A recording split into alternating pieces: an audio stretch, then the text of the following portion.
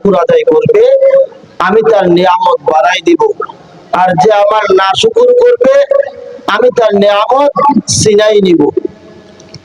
আজকে আমরা মনে করি শুধু জবান দিয়া আলহামদুলিল্লাহ, জবান দিয়া সুবহানাল্লাহ, জবান দিয়া আল্লাহু আকবার বললেই শুকর আদায় হলো, এটার নাম শুকর আদায় না।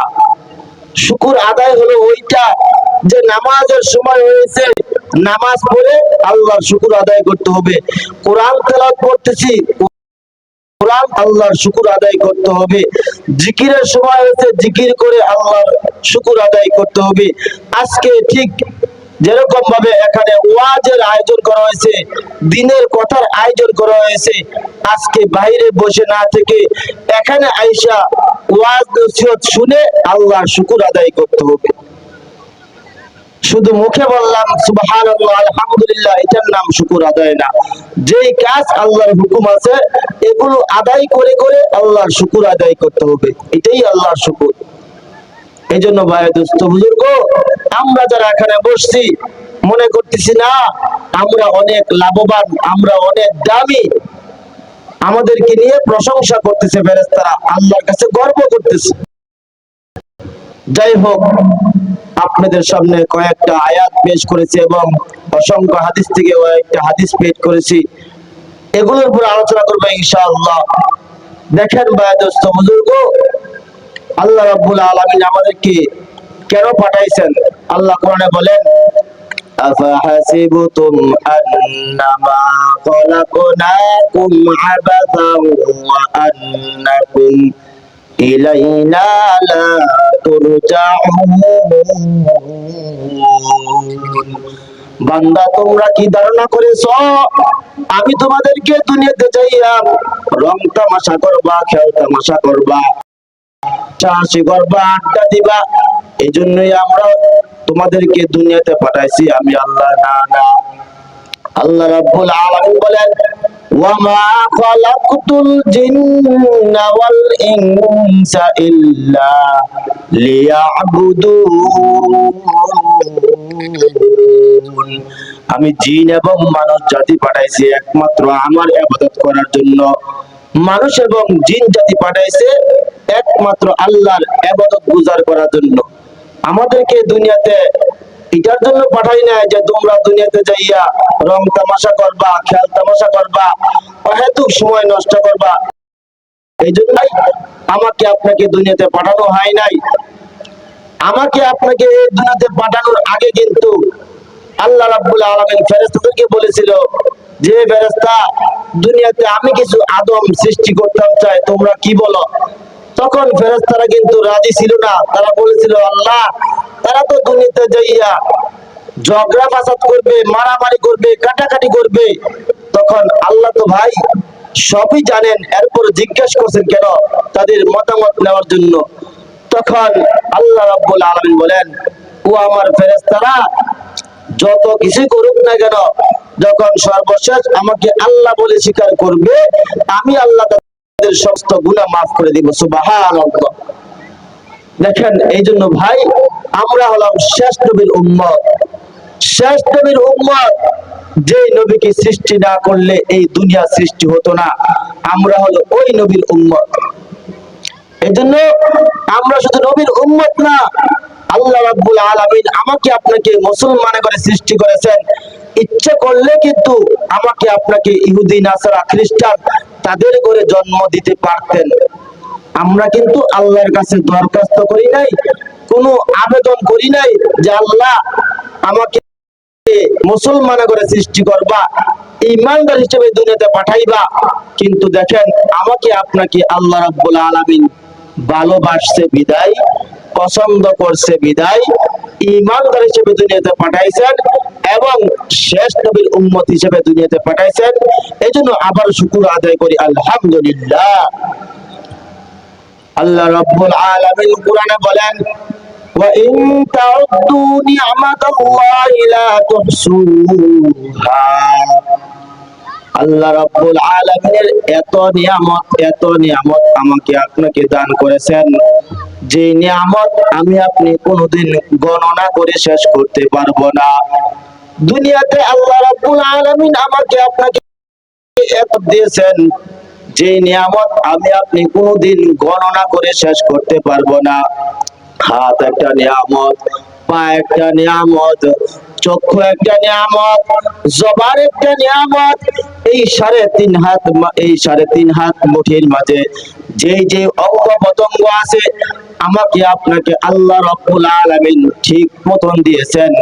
এমন লোক আছে যাদের একটা পা নাই, যাদের একটা চক্ষু নাই, যাদের একটা হাত নাই। আল্লাহ রাব্বুল আলামিন আমাকে আপনাকে ওই লোকদের মতো বানাইতে পারতেন। আমার একটা হাত না নাও থাকতে পারতো, আপনার একটা চোখ থাকতে পারতো, কিন্তু আল্লাহ রাব্বুল আলামিন দেখেন কত দয়া করেছে, কত মায়া করেছে আমার আপনার উপর। সমস্ত অঙ্গ প্রত্যঙ্গ ঠিক রেখেছেন। এরপর দেখেন আল্লাহ রাব্বুল আলামিন নিজ হাতে মানুষের যে চেহারাগুলো আছে, এই চেহারাগুলো আল্লাহ রাব্বুল আলামিন নিজ হাতে বানাইছেন। সুবহানাল্লাহ। এবং ওই চেহারার মাঝে এমন একটা জিনিস দিয়েছেন, ওইটার নাম হলো জবান।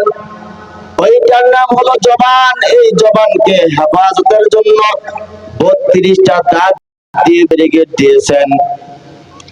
এই জবান দিয়ে মানুষের রাগ বিরাগ প্রকাশ করে, এই জবান দিয়ে মানুষের দুঃখ কষ্ট প্রকাশ করেন, এই জবান দিয়ে মানুষের খুশির খবর প্রকাশ করে। এই জবান যদি আমরা ঠিক রাখি তাহলে আমরা জান্নাতে যাইতে পারবো। আর যদি এই জবানের অপব্যবহার করি তাহলে আমার আপনার ঠিকানা হবে জাহান্নাম। রাসূল করিম সাল্লাল্লাহু আলাইহি সাল্লাম হাদিসে বলেন, মান ইয়াযমাননি মা বাইনা লাহইহি ওয়া মা বাইনা রিজলাইহি আযমান লাহুল জান্নাহ।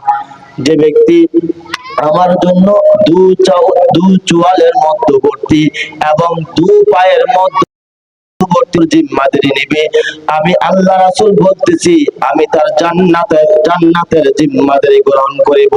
সুবহানাল্লাহ। কত বড় কথা! রাসূল বলেন যারা জবানের হেফাজত করতে পারবে এবং লজ্জাস্থানের হেফাজত করতে পারবে, রাসূল বলে আমি জিম্মাদারি নিব তাদের জান্নাতে ঢোকার। সুবহানাল্লাহ। আজকে দেখেন তো, যত মারামারি যত কাটাকাটি হোক না কেন, প্রথম কি হাতে মার করে না জবান দ্বারা কথা বলার মাধ্যমে কিন্তু মারামারি শুরু হয়।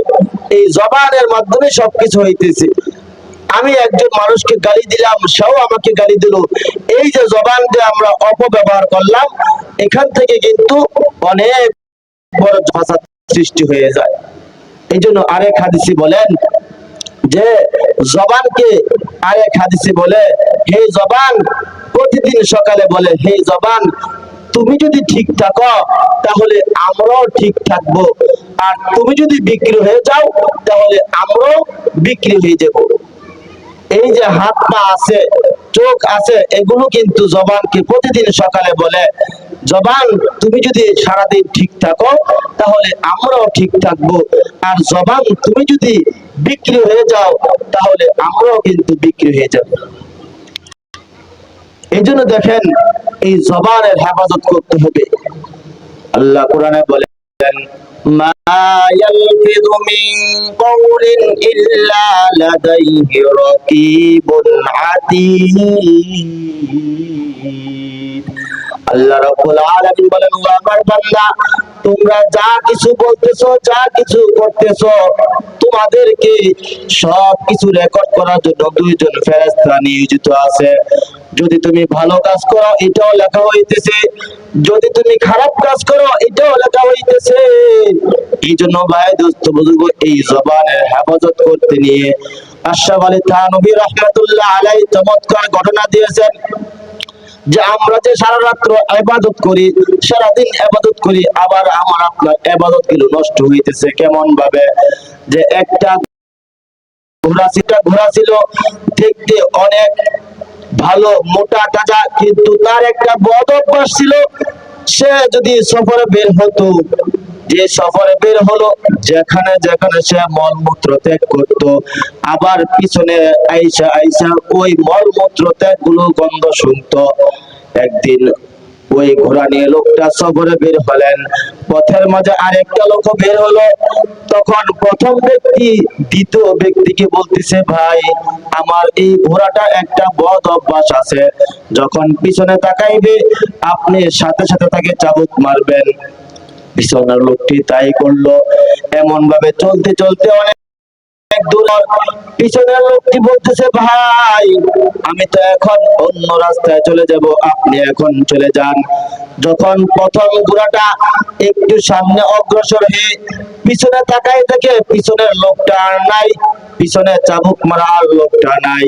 তখন ওই ঘোড়াটা তার পথ অভ্যাস অনুযায়ী এক দৌড়ে যেখান থেকে সফর শুরু করেছিল ওই জায়গায় আবার চলে আসলো, এবং যেখানে যেখানে মলমূত্র ত্যাগ করেছে ওইখানে গন্ধ শুনতে শুনতে সামনে অগ্রসর হইতেছে। এই ঘটনা থেকে আমাদের বুঝতে হবে, আমরা সারা রাত নামাজ পড়লাম, রোজা রাখলাম, ইবাদত করলাম, নফল রোজা রাখলাম, যাই কিছু করলাম, আবার দিনের বেলা যদি মানুষের গীবত বলি, তাহলে সারা রাত যে ইবাদত করলাম আবার পুনরায় প্রথম জায়গায় চলে গেলাম। আল গীবাতু আশাদ্দু মিনাজ জিনা, গীবত হলো এমন গুনাহ যে জিনা করলে যেই গুনাহ হয় গীবত করলে ওই গুনাহই হয়। মুসলিম শরীফের হাদিস, আবু হুরায়রা রাদিয়াল্লাহু তাআলা আনহু বর্ণিত, রাসূল করিম সাল্লাল্লাহু আলাইহি ওয়াসাল্লাম বলতেছেন, একবার সাহাবাদেরকে বলতেছেন, ও আমার সাহাবারা বলো তো তোমাদের মাঝে সবচেয়ে দরিদ্র লোক কোন ব্যক্তি, সবচেয়ে গরিব লোক কোন ব্যক্তি? তখন সাহাবায়ে কেরাম রাদিয়াল্লাহু তাআলা আনহু বলতেছেন, ও আল্লাহর রাসূল আমরা তো গরিব বলতে তাকে বুঝি যার টাকা নাই, পয়সা নাই, ধন দৌলত কিছুই নাই, তাকে তো আমরা গরিব মনে করি।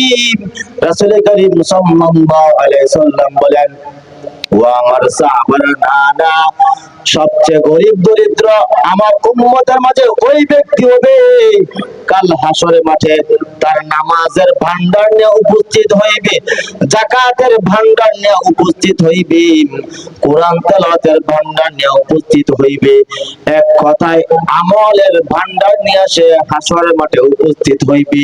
কিন্তু দুনিয়া থাইকা ওই লোকটা মানুষকে গালি দিয়েছে, মানুষের হক নষ্ট করেছে, মানুষের উপর জুলুম করেছে, মানুষের উপর অন্যায় বিচার করেছে। হাসরের মাঠে ওই লোকটার আমলনামা দিতে দিতে দিতে দিতে যখন আরো লোক বাকি থাকবে, ওই পাওনাদার বাগে লোকদের যে গুনাহগুলো আছে ওই গুনাহগুলো তার উপর চাপিয়ে দেওয়া হবে, অবশেষে ওই লোকটা জাহান্নামে নিক্ষেপ করা হবে। নাউজুবিল্লাহ। দেখবেন সমাজের মাঝে এমন কিছু লোক আছে, পাঁচ ওয়াক্ত নামাজ পড়ে, সব কিছু ঠিক আছে, কিন্তু মানুষের গীবত গিল্লা করে বেড়ায়, মানুষের দুশ্চর্চা করে বেড়ায়। এমন ভাবে আরেকটা হাদিসে রাসূল করিম সাল্লাল্লাহু আলাইহি সাল্লাম দুইজন মহিলার কথা বলেছেন, যে একজন মহিলা নামাজ পড়ে, রোজা রাখে, কোরআন তেলাওয়াত করে, দান সদকা করে, কিন্তু মানুষকে জবান দ্বারা কষ্ট দেয়। আল্লাহ রাসূল বলেন ওই মহিলাটা হলো জাহান্নামী। আরেকটা মহিলা নামাজ রোজা কম করে, কিন্তু কিছু কিছু দান খয়রাত করে, কিন্তু জবান দ্বারা মানুষকে কষ্ট দেয় না।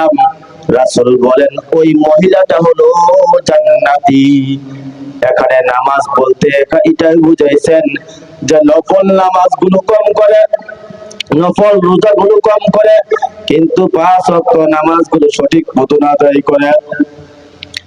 এই যে দুইজন মহিলা, একজন মহিলা সবকিছু করে কিন্তু জবান দ্বারা কষ্ট দেয়, রাসূল বলেন ওই মহিলাটা হলো জাহান্নামী। আরেকজন মহিলা নফল রোজা কিছু কম করে, নফল ইবাদত কম করে, ফরজ জিম্মাদারি ঠিক রাখা কিছু কিছু দান সদকা করে, কিন্তু জবান দ্বারা মানুষকে কষ্ট দেয় না, ওই মহিলাটা হলো জান্নাতি। ওই মহিলাটা হলো জান্নাতি। এই জন্য এই জবানকে ঠিক রাখতে হলে এই জবান দ্বারা ভালো কথা বলতে হবে, জবান দ্বারা আল্লাহর জিকির আজকার করতে হবে। আর যদি আমরা এই জবান দ্বারা জবানের অপব্যবহার করি, তাহলে আমার আপনার জন্য রয়েছে কঠিন শাস্তি, কঠিন জাহান্নাম। আল্লাহ কোরআনে বলেন, ইয়া আইয়ুহাল্লাযীনা আমানু যকুরুল্লাহা যিকরান কাসীরা ওয়া সাব্বিহুহু বুকরাতাম ওয়া আসীলা। হে ইমানদারগণ, তোমরা বেশি বেশি বেশি বেশি জিকির করো। জিকির দ্বারা তোমার জবানের হেফাজত হবে, জিকির দ্বারা তোমার দিল পরিষ্কার হইবে। যখন দিলটা পরিষ্কার হয়ে যাইবে, তখন নেকের কাজ করতে ভালো লাগবে, কোরআন তেলাওয়াত করতে ভালো লাগবে, নামাজ পড়তে ভালো লাগবে। দেখেন, এই জবান দ্বারা যে কষ্ট দিয়েছে, সেই দুনিয়াতেও লাঞ্ছিত হয়েছে, পরকালেও লাঞ্ছিত হয়েছে। নবী করিম সাল্লাল্লাহু আলাইহি ওয়াসাল্লামের জামানায় একজন সাহাবী, তার নাম ছিল আলকামা। ওই আলকামা সাহাবী এমন অসুস্থ হয়েছে, মৃত্যু শয্যায় সজ্জিত। তার স্ত্রী নবী করিম সাল্লাল্লাহু আলাইহি ওয়াসাল্লামের দরবারে আয়েশা বলে, ও আল্লাহর রাসূল, আপনার সাহাবী আলকামা মৃত্যু শয্যা সজ্জিত, কিন্তু তার জবান দিয়া কালিমা তালকিন বের হচ্ছে না। তখন নবী করিম সাল্লাল্লাহু আলাইহি সাল্লাম দুইজন সাহাবীকে পাঠাইলেন। একজন সাহাবী হযরত ওমর রাদিয়াল্লাহু তাআলা আনহুকে, আর একজন সাহাবী হযরত উসমান রাদিয়াল্লাহু তাআলা আনহুকে। ও আমার সাহাবারা, তোমরা যাইয়া দেখো আলকামা কোন অবস্থায় আছে, কোন হালতে আছে। তখন দুইজন সাহাবী আলকামার বাড়িতে যাইয়া দেখতেছে, তার জবান দিয়া কালিমা তালকিন বের হচ্ছে না। এই সংবাদ যখন নবীর কাছে পৌঁছাইলেন, এবার নবীজি ডাক দিয়ে বলেন, ও আমার সাহাবারা, দেখো আলকামার পিতামাতা দুনিয়াতে বেঁচে আছে কিনা। তখন ওই সাহাবারা বলতেছে, আলকামার নাই, আলকামার মা দুনিয়াতে বেঁচে আছে, বৃদ্ধ অসুস্থ। তখন নবী করিম সাল্লাল্লাহু আলাইহি সাল্লাম বলতেছেন, যাও আলকামার মার কাছে যাইয়া বলবা যে নবীজি আপনাকে যাওয়ার জন্য বলেছে, যদি আপনি না যেতে পারেন তাহলে স্বয়ং নবীজি আপনার বাড়িতে আসবে। এই কথা শোনার পর আলকামা রাদিয়াল্লাহু তাআলা আনহুর মা নবীর কথা শোনার পর লাঠি ভর ভর করে নবী করিম সাল্লাল্লাহু আলাইহি সাল্লামের বাড়িতে গেলেন।